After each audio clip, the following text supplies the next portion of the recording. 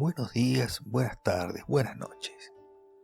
Como pueden apreciar, el dibujo en que estuve trabajando es un maneki neko, un gatito de la suerte, de la fortuna o gato que invita, un amuleto de origen japonés que se popularizó en China y se expandió por todo Occidente a través de simpáticos muñequitos de distintos colores, por lo general construidos en plástico de mala calidad y con un mecanismo que permite el movimiento del brazo que está en alto. Lo elegí por ser un objeto actualmente bastante popular y que me resulta apropiado como ejemplo del tema que voy a tratar, el quiche, una estética por la cual este gatito puede ser valorado como un objeto artístico o como un objeto decorativo o una mera cosa que permanecerá en una repisa el tiempo suficiente hasta que se le acabe la pila y termine en la basura sin más trámite. Concretamente, este gato sonriente, ¿puede ser considerado una obra de arte o todo lo contrario? Comúnmente se considera quiche a todo objeto, con pretensiones artísticas o no, que apele a la emoción superficial, de comprensión sencilla, con referencias fácilmente reconocibles. Es también un objeto de fácil reproducción, ya sea a nivel industrial, donde su naturaleza quiche resulta más manifiesta, o reproducido manualmente, simulando así una característica de pieza única. Figuras religiosas de plástico o de molde, pinturas repetitivas, souvenirs de viaje. El conjunto de objetos que entran en el universo quiche puede ser infinito, de ahí la necesidad de identificarlo o definirlo de alguna manera. Muchas personas cuestionarían que se tildara el cuadro de la Mona Lisa de quiche, Mona Lisa o Gioconda, pero este atributo le cabe perfectamente a la taza conmemorativa que lleva una imagen del mismo. Cualquier británico se ofendería si me refiriera a la corona de su rey como un objeto quiche, pero sin duda daría esa definición a la copia de dicha corona hecha en papel plastificado que le colocan a un niño en la cabeza en la fiesta de su cumpleaños. Es decir, no existe ninguna duda que un objeto es quiche cuando en él coinciden como principales características el hacer referencia a otro objeto, es decir, carece una entidad propia. Es fácilmente reconocible. Es simpático y aceptable, es decir, no provoca reacciones adversas, solo emociones de empatía. Su precio no tiene absolutamente ninguna relación con su valor intrínseco. La misma taza con una reproducción de la Gioconda, que en el puesto recuerdo del Museo del Louvre se vende a 100 euros, puede estar en un bazar a pocas cuadras a 10, o en uno más lejos de oferta en una. Normalmente se confecciona en materiales baratos, para que su precio sea accesible. Eso hasta que llegamos al siglo XX y nos encontramos con un problema: la irrupción del quiche en las galerías del arte. En su video El lado oscuro del quiche, video por cierto que motivó a que a mí se me ocurriera tocar el tema, el doctor Francisco Soriano hace una interpretación más amplia del concepto quiche, mencionando a varios artistas, de los cuales me voy a permitir destacar a Jeff Koons, a quien haré referencia más adelante. El doctor Soriano nos llama la atención sobre el aspecto socioeconómico del quiche. Tomó como referentes a varios autores que consideran este género como producto de la industrialización, favoreciendo por el surgimiento de nuevas clases sociales y la aparición de nuevos medios de comunicación que propiciaron la cultura de masas. Así, suma dos características contradictorias. Es aceptado por las masas por su atractivo popular y despreciado por las élites cultivadas. Y al ser tan fácilmente reconocible y aceptado, le da otra extraña cualidad: el ser adaptable al tiempo, a las convenciones estilísticas de la época. Nunca va a ser una vanguardia, a no ser que esa vanguardia se popularice y se normaliza, o sea, deje de ser vanguardia. Al negar las innovaciones, el quiche será una herramienta útil al conservadurismo, volviéndose repetitivo y hasta aburrido. Encontramos en la actualidad una suerte de intelectualización del quiche, al incorporarse al mercado de arte obras claramente de ese género, cuando no, artistas que pretenden defenderlo, como en el caso del noruego Odd Nerdrum, quien toma el término como una supuesta estructura sobre la que la pintura figurativa explotaría los arquetipos humanos de una manera más eficiente que cualquier otro estilo. Aquí me permito una breve digresión. Al comienzo de su análisis, el doctor Soriano hace referencia al origen etimológico del término quiche, señalando como posibles orígenes la palabra alemana Kätzen, que se traduce como barrer y o equivocarse, la expresión was verkaufen, o vender barato, y la inglesa sketch, boceto. En los países de habla hispana, el término kitsch puede asociarse fácilmente a la palabra cursi, referida a persona o cosa que, con apariencia de elegancia o delicadeza, es pretenciosa y de mal gusto. Si vamos más al sur, acá en el Río de la Plata, también se llega a la expresión mucho más peyorativa de mersa o grasa. El empleo por parte de Nerdrum, quien suele usar técnica de pintura y estilo más tradicionales que definir de su arte como kitsch, en oposición a las técnicas de arte contemporáneo, léase conceptual, pop, surrealista, etc., es o un absoluto error publicitario o es un error conceptual por pretender una traducción literal del término. Cualquier observador ante un cuadro de Nerdrum, con sus escenas de tonos sombríos y distantes, dimensiones importantes y técnica acabada, descartaría considerar la obra de este artista como kitsch, al representar todo lo contrario de este género, que se centra en figuras de colores estridentes y normalmente aniñadas, que muchas veces muestran escenas hogareñas o en las que cualquiera puede sentirse identificado. Volviendo a nuestro tema, el doctor Soriano concluye que el kitsch es un reclamo de autoengaño, que se da por la pereza de buscar complejidad en el arte y en la vida. Por su parte, en su obra Los problemas del arte contemporáneo, el doctor López Borrego sostiene que el kitsch aspira a mostrar algo que no es, a presumir de un estatus que no se tiene, como un intento de ascender socialmente desde una posición que se percibe como inferior.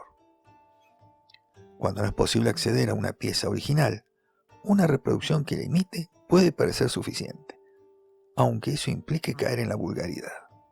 Destaca que gracias a su producción mecánica, el objeto kitsch se ha integrado plenamente en el consumo cotidiano.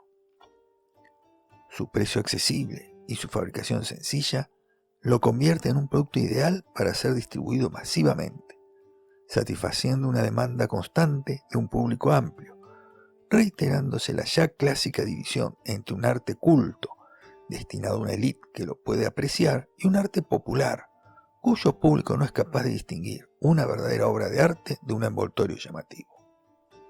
Se produce entonces, incluso en el arte contemporáneo, una presencia de lo que hemos llamar arte kitsch, a través de autores como Jeff Koons, Takashi Murakami, etc., con exposiciones a las que la gente acude en masa y otro tipo de arte más elevado, menos popular, que mucha gente desconocedora detesta. ¿Es entonces el kitsch un aporte valioso dentro del arte? Aquí me permito agregar una característica de las ya mencionadas. El kitsch puede ser caro, pero jamás valioso. Me explico. Pensemos en las esculturas de Jeff Koons, y no me refiero a los perritos de globo o a aquellas que simulan inflables de metal. Me refiero a esculturas como Festejando la banalidad, en la que 3 figuras aniñadas empujan un cerdo. Por internet se venden copias a $300. O la escultura dorada, dedicada a Michael Jackson. Estas esculturas ostentosamente hacen referencia o recrean esas cerámicas con personajes y o paisajes genéricos que encontramos en la repisa de cualquier casa, o incluso compramos como recuerdo de un viaje. Son kitsch de manera absolutamente ostentosa y objetivamente de mal gusto. ¿Son caras? Sin ninguna duda, al menos al día de hoy. ¿Son valiosas? No. Nadie lamentaría su destrucción. Tal vez la compañía de seguros. Pero si algo les pasara, Koons solo tendría que llamar a sus empleados y fabricaría otra igual sin ningún problema. Pero entonces, ¿por qué se venden? ¿Por qué tienen esos precios? Solo puedo considerar un detalle no menor. Antes de ser artista, Jeff Koons era agente de bolsa. Es decir, alguien que se dedicaba a evaluar el mercado y me permito suponer que encontró una beta, vio el público apropiado y lo aprovechó. Admito que no tomaría clases de arte con él, pero si diera una clase de cómo vender obras, me anoto. Lo cierto es que nos encontramos ante la actualización de una disyuntiva clásica. Un arte contemporáneo culto, elevado, intelectual, incluso con activismo político, contra un arte kitsch masivo que no requiere conocimiento alguno, simpático, accesible, sin mayores compromisos, casi ingenuo. Lo recibimos en nuestra vida cotidiana, lo asimilamos con indiferencia, sin darnos cuenta. Veamos a nuestro gatito. El 99% de ellos son de plástico de mala calidad, y su vida útil rara vez pase de 1 año. No es una imagen de piedra que custodie la entrada a algún templo o negocio u hogar. En Argentina no tenemos ni idea de por qué son así o el porqué de sus colores. Ni siquiera tienen un origen definido para nosotros. Se supone que su origen es en Japón, pero se fabrican en China. Pueden ser de Corea o de Taiwán. Pero están junto a muñequitos Funko Pop y otras figuras cotidianas. No nos limitemos al plástico. Cualquier fanático de Star Wars puede comprar figuras talladas en cristal Swarovski si está dispuesto a desempolvar un promedio de 650.000 pesos. Todos tenemos al menos una docena de objetos kitsch en nuestros hogares, o incluso lugares de trabajo. Un recuerdo de un viaje, un lapicero que nos gustó, un osito de peluche que quedó de la infancia, cerámicas varias, que no los identificamos normalmente como tal, porque normalmente tenemos algún vínculo con los mismos. ¿Pero es el kitsch algo tan inocente? Me permito dudarlo. Tal como se dijera anteriormente, el kitsch nunca fue una vanguardia, nunca enfrentó nada. Por el contrario, siempre asimiló cuanto movimiento surgiera, normalizándolo, haciéndolo empático con su entorno, hasta que se tornara vulgar. Su masividad permite fácilmente que su uso político pase casi desapercibido. En Los problemas del arte contemporáneo, López Borrego hace referencia a que en la Unión Soviética, con la llegada de Stalin al poder en 1927, comienza la persecución de la vanguardia, siendo sustituida finalmente en 1934 por un arte que sea un tipo de realismo que podríamos calificar como cookie o mono, citándose a Gromberg, quien justificó eso al sostener que si el régimen pretendió elevar el nivel cultural de las masas, pero al darse cuenta de que no era posible, entonces lo que le quedaba era descender la cultura a su nivel. Por eso se persigue a las vanguardias. Así, podemos decir que al institucionalizarse, al ascender a la cultura llamada elevada, al justificarse como un fenómeno cultural autosuficiente y no como un conjunto de objetos que, por su propia falta de valor propio, necesitan hacer referencia a otros, nivelan hacia abajo cualquier espíritu crítico, desarrollándose así una cultura fácil, accesible a todos sin necesidad de esfuerzo educativo alguno, confundiendo lo popular con populismo, facilitando a nuestros políticos abrirse camino al poder con campañas cada vez más brillantes e impactantes en consignas simples, pero totalmente huecas en ideas. El kitsch, como movimiento artístico, no pretende enfrentar nada. Tampoco pretende romper con posturas anteriores, cambiar o aportar algo nuevo. Ni siquiera intenta reivindicar algo. Si, como movimiento fenómeno cultural propone algo, es precisamente todo lo contrario a lo antedicho. Su propuesta es conformarse, no aportar, no destacar, solo acceder a lo que ya existe. No innovar, si ya está y es igual a lo que ya usa, es así. ¿Te recuerda tu infancia? Perfecto. Quédate en tu infancia, no crezcas, no te preocupes. Es una cosa linda, ya está. No debes preocuparte si realmente te emociona, te fascina o te produce conmoción alguna. Basta con que a todos les guste.